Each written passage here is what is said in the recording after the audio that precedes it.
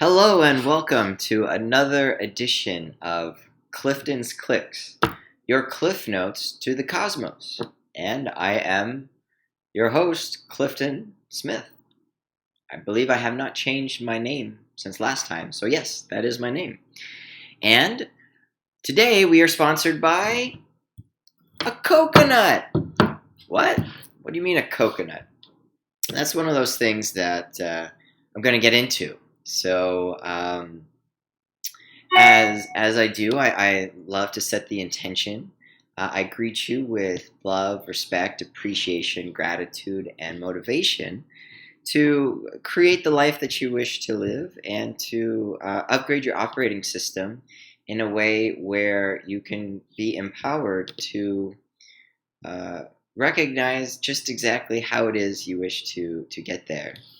So, it's the day after Thanksgiving, and I believe it's a Step 25 day, which, for those of you who follow Chris Wittecki's A Serious Joy Stepwise Function to Astrology, I highly recommend it. It's definitely one of those things that has catapulted my awareness and understanding of vibrational awareness, through recognizing how different planets and their alignment impact the pervasive energy of the day. And Victoria, who was, we had an incredible time on the previous episode, mentioned that was the service that I kind of threw as a Hail Mary to her to keep the communication going.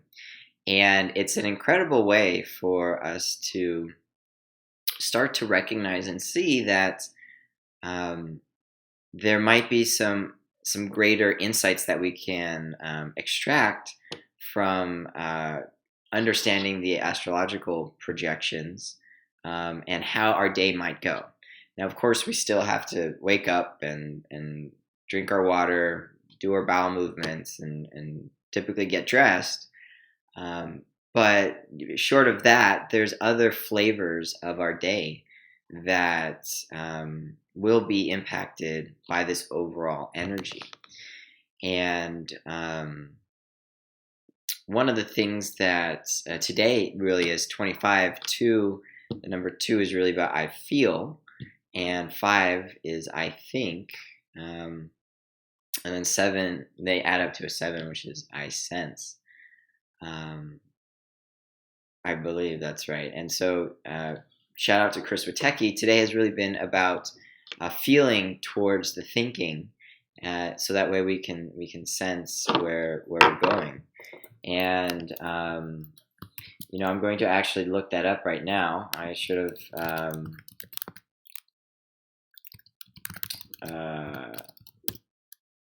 been actually more.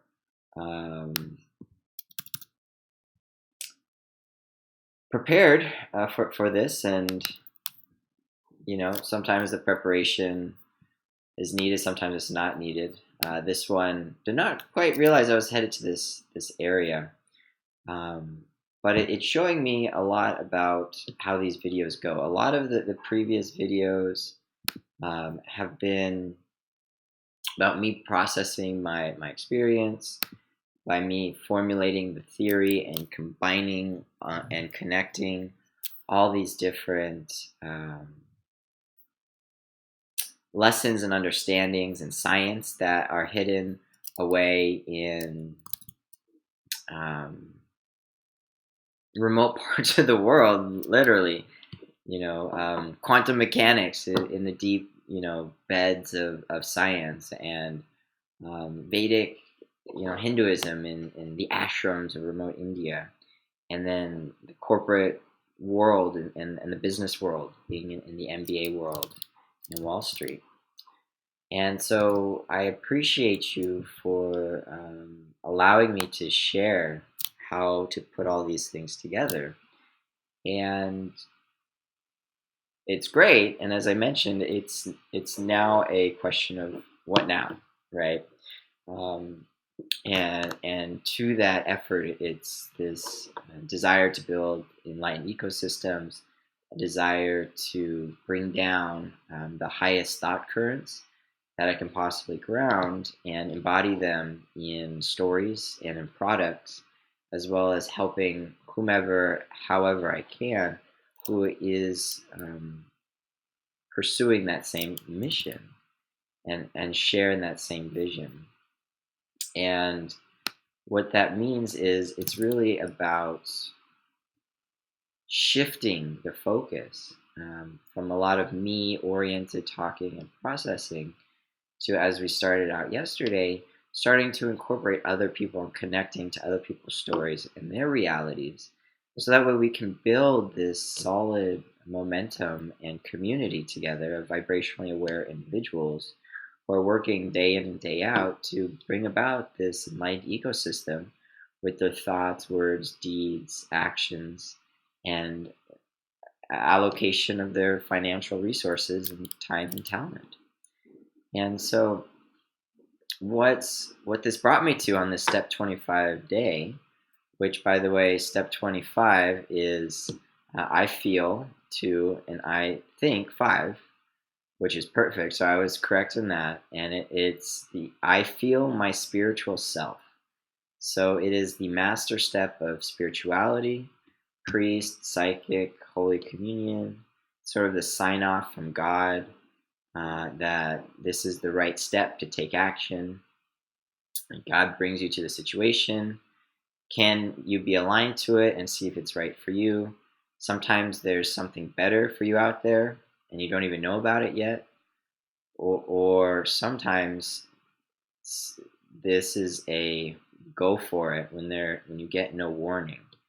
And so I guess it's a beautiful step 25 day that I write about this or I talk about this. And the click that I had was great. You got this vibrationally aware theory, which I so fundamentally believe or just experientially believe.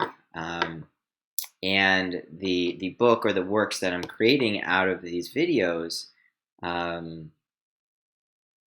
distilling the hours of transcripts that you've watched with me or you've watched a few of these episodes to really come to not what's in it for me, but how it can enrich you. And one of that way is to be succinct, right? To be to the point. Another way, especially for I've been studying a lot of adults training and education, is what's in it for me. Be very results oriented. Tangentially or specifically outcome oriented.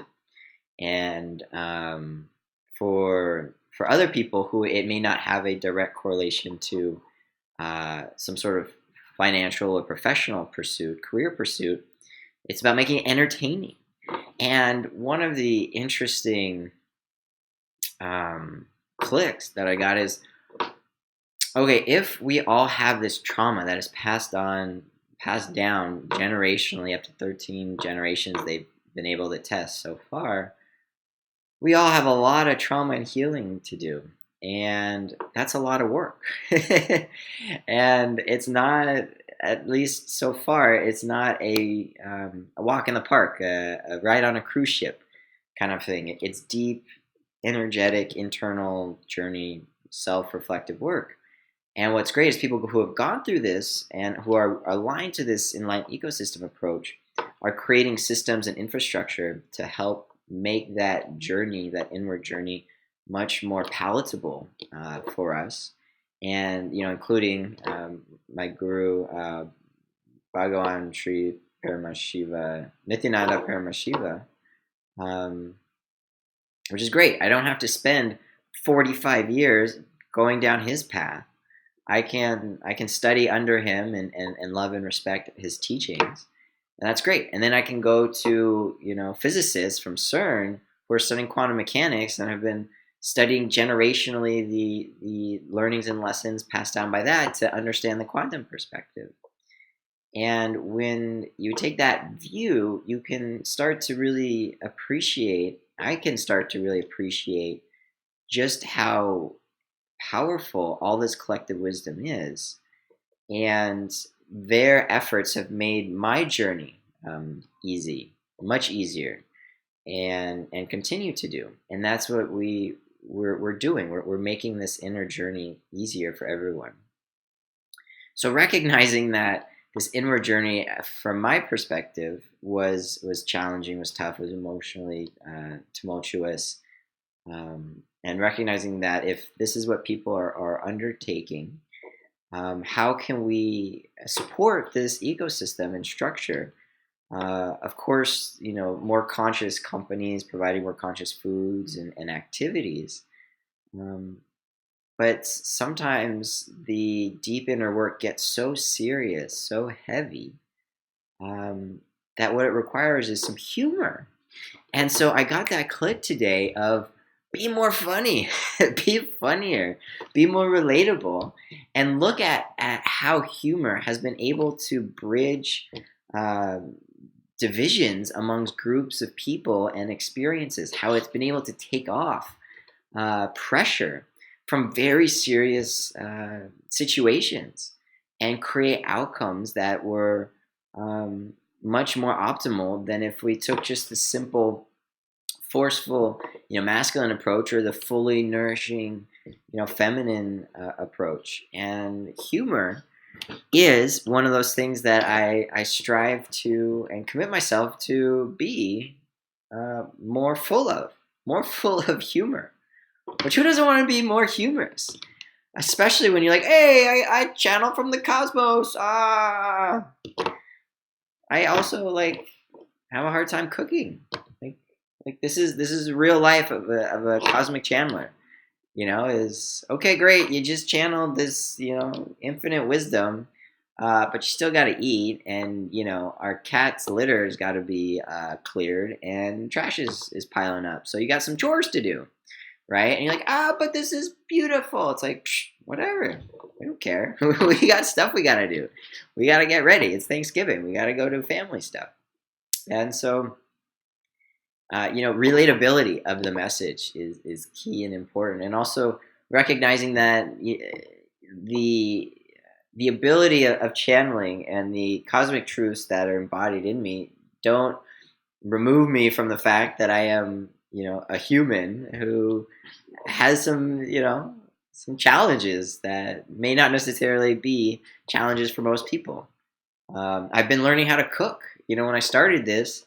And they're like, go vegan. Or when I woke up, I was like, I need to go vegan. What do I do with that? Well, okay, no meat. So what do I do? Well, I got rice. Okay, I'll cook some rice. And I got some spinach. Okay, I guess that's what going vegan is. And for the longest time, I ate rice and spinach. And I guarantee you that is not good for you. It's good for your health. And if you are a masterful chef, or you recognize how to cook more than just rice and spinach, you can see how silly it is.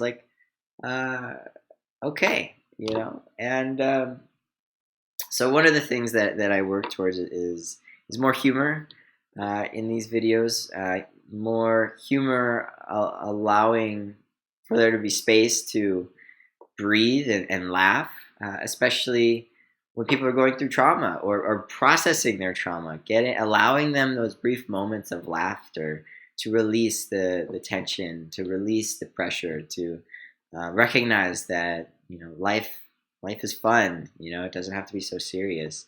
Especially channeling these things. What's been incredible is the messages have sometimes come out as humorous, and so it's not all of this fire and brimstone kind of messaging. It's having fun with the situation. And so I resolve to be funnier, and I definitely appreciate and call in any resources to help me make jokes, and think about jokes, and bring more lighthearted fun into this, because the process of going through your internal trauma, the process of making these lifestyle changes can be very serious, can be very heavy, and it can also be hilarious. One of the things we do in the morning is we do kriyas, which is ritualistic cleansing of the body, and you gotta wash your eyes. And I don't know if you've taken eye cups to wash your eyes with saline solution. But if you're like really exhausted and your eyes are like this, and you're trying to like put in some cold water, it's hilarious. I mean, when you're a guy and you're supposed to do an enema, like talk about all the hilarious thoughts as a frat bro, finance bro, that my persona and that part of me is, um, shoving a cold plastic tube up my butt to do enemas daily was ridiculous. Like, what am I doing? Like, all the thought currents that was going in my head.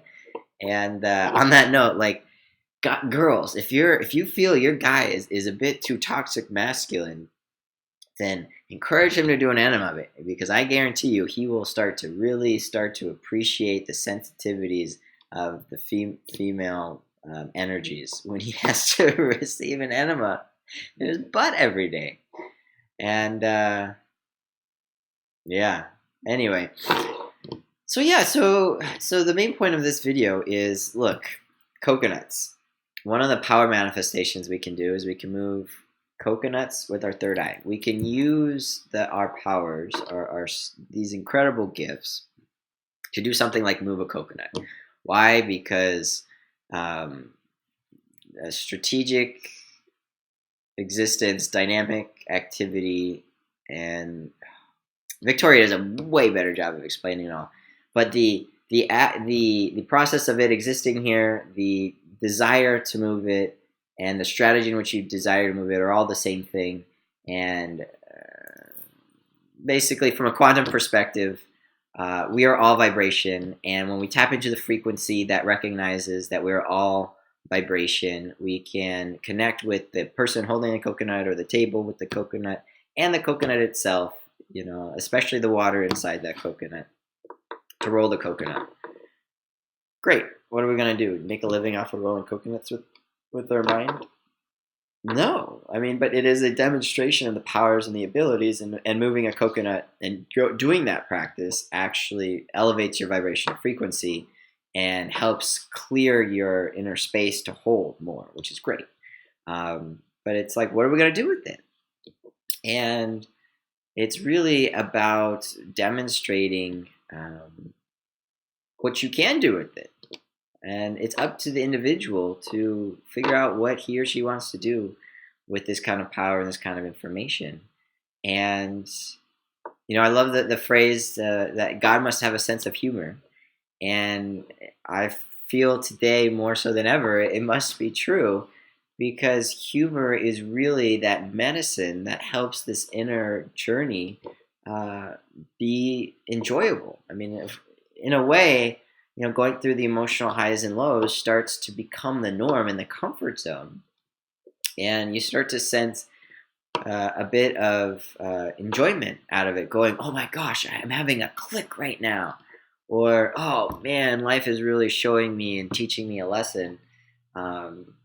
Like this one, like there were so many signs and clues for me to pick up on the fact that I should go down maybe a little more approachable and humorous route that I didn't see. And then when I had the click, I saw it. Like I had a video sent to me of some guy who makes fun of conscious people using conscious comedy. I was watching Saturday Night Live on a video clip. I had Victoria tell me I need to be more, encourage me to be much more relatable and to actually go out and practice these things, not just talk about them and theoreticize about them. And I just felt like laughing. So all of these messages were coming in for me to check out comedy. Even a book on my bookshelf. I have a book, Find the Funny Fast. So there are all these small messages that are out there in my life that I'm like, yes, I see it now. This is great. And I encourage you to look at your messages. Just like when it was an incredible click from yesterday's show. If you haven't seen it, check out episode 24 with Victoria. We talked about do a quick assessment with your past 4 Saturday nights. What have they been about? And because those are the things that your free will and your highest intentionality, whether it's made from a very conscious perspective or a autopilot perspective, that is how you are really attracting what you're doing the rest of the time. So think about your Saturday night. Or, yeah, think about your Saturday night. I'd love to make that into a homework, and maybe this is like a course, that becomes co-created, because if your past 4 Saturday nights have all been getting drunk at the football game or at a bar, then it might be a good time to think about it. If your past four nights have been very seriously focused on family, then that's what you're developing. And if it's been a mixture of many things, recognize that. And yeah, I'm getting clicks as we're doing this. This becomes a very hands on course on how to shift your vibrational awareness. That's really cool. And it's going to be fun. And there's going to be humor. And I'm humorous. I am humorous. And I am relatable. Oh man, can one just say that they're relatable and it be relatable? I don't think so. Maybe. I mean, I guess it's the start of the manifestation. You know, I declare powerfully that I am relatable. All right, let's go be relatable. And yeah, once again, this journey has been about finding all these cool secrets of the cosmos, and of course, using those skills continuously and creating that lifestyle that provides the highest vibrational life that we would like to create. And then it's about doing it, doing what you wish to do from that high vibrational state. And what I wish to do is relay this information in a humorous way that is very focused, time efficient or effective, right? I don't like efficiency, because efficiency puts almost a judgment of there's an inefficiency out there, and therefore the faster you do something means it's the better it is. And efficiency comes from a production mentality that created the industrial revolution. And some people may need extra time, and putting that kind of time limit on it is a bit oppressive and judgmental. So what I would like to do is understand what you would like from this program. And I feel that when I am talking with you, or you are listening, it is us sharing our time together. And therefore, I want to be the most integrated and respectful of that time, of our time together, which then means that every moment of interaction is packed with the most amount of results and has the most amount of profound shifts, which then requires a responsibility on my behalf to deliver it in such a way. And deliver it in such a way that doesn't overwhelm you with the information, because there's lots of information. And yes, that is like one part is sort of the manual of vibrational awareness, but then it's sort of the course of vibrational awareness, which is, hey, 5-minute clip, action, 5-minute clip, action. And I'm starting to see now how this can be, and how it can be co-created if it so chooses, but how it can happen, and be very intentional. Like, if you want to use vibrational awareness to help you build a business, great, this is how you do it. If you want to use vibrational awareness to help you with your health, this is how you do it. If you are a frat bro and you're like trying to find a relationship, this is how you use vibrational awareness to help you shift that. If you are constantly, and the themes can be as specific as they want, but the applicability is really where I'm focused, and doing it in a fun fashion. So with that, I want to conclude and say thank you for watching Once again, we can move coconuts. We can understand the vibrational awareness of the world. Everything is vibration, sacred geometry. We can go as small as the unmanifested realm and as large as the cosmos and multiple realities occurring at the same time. We can go as far breaching as we want in the human realm, from individual person unit to family to company to government to international government to global movements, um, religions, things of that nature. But the question is, what do you want? What do you want out of it? And that's one of the powerful approaches that Nityananda talks about. They say, what intention do you have in your life? What do you want to create in your life?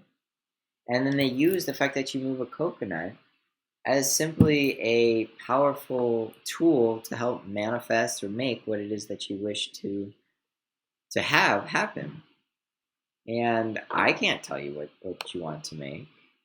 I mean, I could help you gain clarity on that. But ultimately, it's you. It's like, what do you want? And so I think that's a really important point. Is like, what intention do you wish to create? And in order to have that intention, there needs to be clarity. And working backwards, it's really important to gain clarity. And when you have all this trauma and all these different issues coming up in your life, or all these different desires in your life, you have lack of clarity. And when you are in a position of high stress and low vibe, it's hard to even recognize or take a step back to think about what you wish to have. And when you don't have time for that, then the whole process doesn't spiral upwards. So it's about finding those key moments where you can spiral upwards, key moments where you can create the time, and that's a really good starting spot. As long as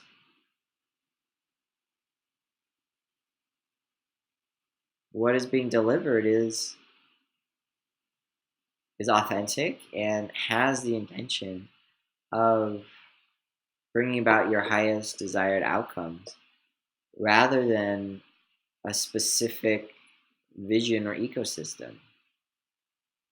So for me, I know that I see a beautiful, enlightened ecosystem and set of ecosystems and ways we can pull on certain levers to make this happen.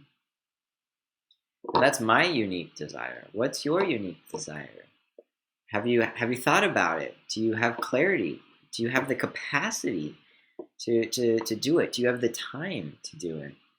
And are you being bombarded by other people's desires um, that's causing confusion and causing you lack of time to focus on these things? And are your lifestyle behaviors adopted from society and family preventing you from making this happen? And do you have a supportive community? Because from behavior change, you need the cathartic moment. You need to have that kind of like awakening call, whether that's a deep loss or a suffering or a inspirational piece of media or information. Um, you have to have a desire to do something about it, to shift. You have to have a way in which you can make that shift possible. And then you have to have sort of accountability mechanisms within yourself and can be constructed externally to help you stay accountable for that shift. And then you have a continuous process of reassessing and changing anything that needs to be changed and updating anything that needs to be changed. And yeah, yoga and the Hindu lifestyle. I mean, the lifestyle that's professed, I mean, through the ancient Sanskrit, has so many profound answers to make that happen. And our modern technology and science and approaching it from a different way is also very powerful to get to that same direction. And so I'm inspired to fuse them all together because always are the way. And making sure that at every step of the way, there's love and respect in all actions, and especially in myself and in observations of the spiritual community or these distinct areas. Um, there is love and respect. So the spiritual person loves and respects the work that the corporations are doing. If you are a vegan and you can find a way to love and respect, yeah, what the cattle raisers are doing, that's hard work to do, but it's a necessary approach. And it may not necessarily be that it's not permitting it or, um, encouraging that kind of behavior, but it's about doing that deep inner work to recognize how you can love and respect those individuals and those situations, and how you can love and respect, for the very least, just what not to do. Or now we know that the ultimate outcome of industrialization when it comes to raising our livestock is not a sustainable or healthy thing to do. And one of the beautiful things that came to me was the resurgence of Faces of the Future, which I mentioned. And one of the things that I've been so focused on is these closed ecosystems. And yes, like it's very easy to point out that an ashram is a closed ecosystem. Going to a retreat center or a place where no one exits the facility is a closed ecosystem. But these ashrams exist in the open infrastructure and architecture of our collective consciousness and our society. Because when you dive deep into it, the academia world is its own ashram. The political world is its own ashram. The business world is its own ashram. The healthcare world is its own ashram. The natural resources and the construction is its own ashram. And it's at the intersections, overlapping circles of where these all exist together that we can really start to bring unity at a global level or at an industrial level or at a global level is really the best way I could say it. And so when you look into like even like the venture capital world, it looks like it's this beautiful open architecture that you can get into if you work really hard and this, that, and the other. But when you do deep dive understanding, it's dominated by very select people from very select universities who have been groomed and raised in a very specific closed ecosystem. Same thing with politicians. And so, just as it might be challenging to strive or to have the desire to connect as a human rights activist, to connect with a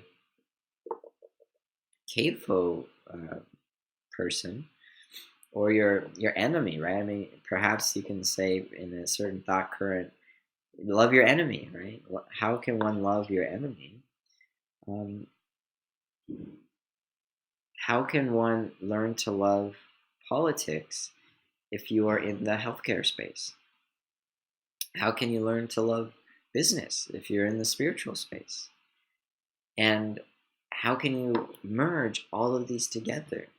Because as society is becoming ever more interconnected, we're seeing that the systems that are being created and consolidated have an immense interplay between all of these different ecosystems And it's at these forefronts of the convergence of all of these closed off ashrams coming together that we seem to have the biggest challenges and frustrations. The healthcare system is not simply an individual practitioner or it's or someone who is heavily spiritual.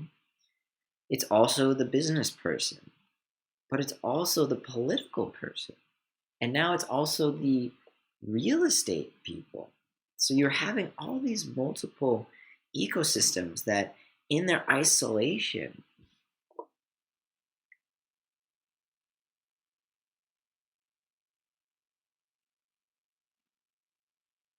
have a beautiful world that you can rise up in and exist in and create your entire life and reality around. But what's happening is that these systems, where society is taking us, is finding a way to merge all of them. At a certain level, you can't talk about healthcare without talking about the political implications of a universal healthcare system. And you can't talk about it without the recognition, and technology is its own little ashram, right? You can't talk about healthcare without talk about technology and the rise in technology. You can't talk about it without the food production and infrastructure and real estate development and business profitability. And it impacts politics, it impacts how businesses run, it impacts innovation, it impacts academia, and academia impacts health. So, one of the reasons why I love healthcare, because it's humans like taking care of humans, is that it really is that frothy space where all these different ecosystems are coming together to create a solution. And when we can back solve for the most optimal healthcare system, we can start to recognize how we can start to establish the different pillars that create the healthcare system and support it.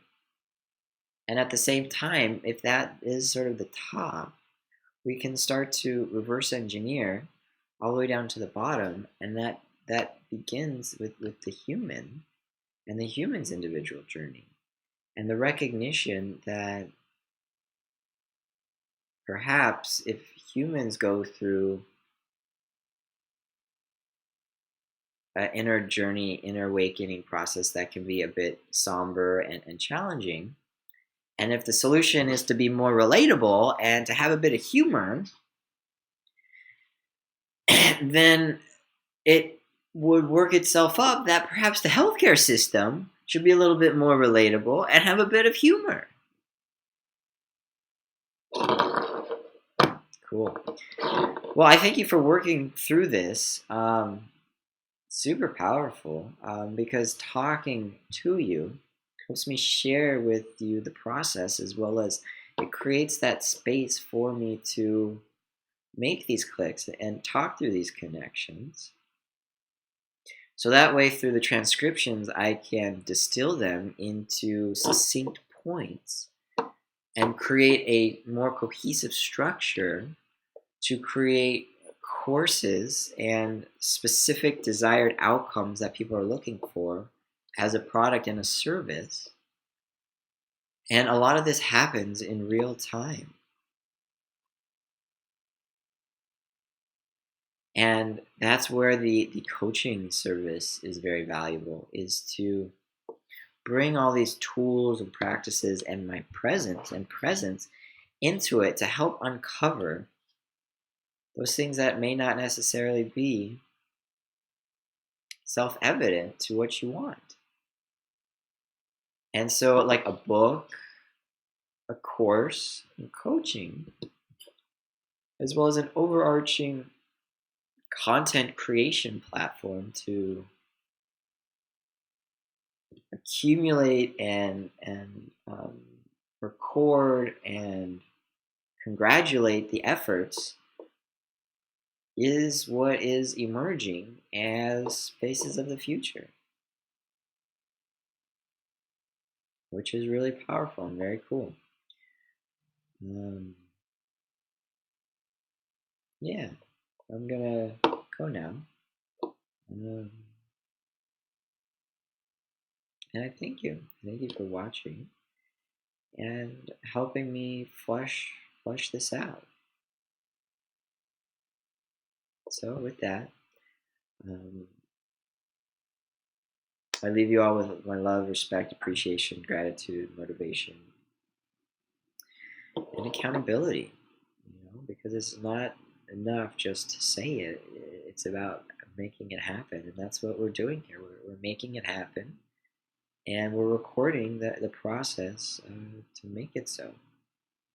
So, with that, if you'd love to join me on this journey, if you have a beautiful story that resonates with this journey that you'd like to share, and perhaps join me on an edition of this, or write to me your story, I'd love to call it in and really build out what I'm intending to build out. So anyway,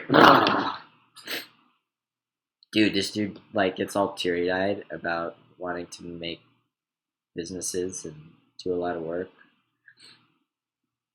Okay, this is a weird guy. Hey, you want to see me move a coconut? I'm just kidding. I'm not gonna do it now. There's lots of videos about moving coconuts.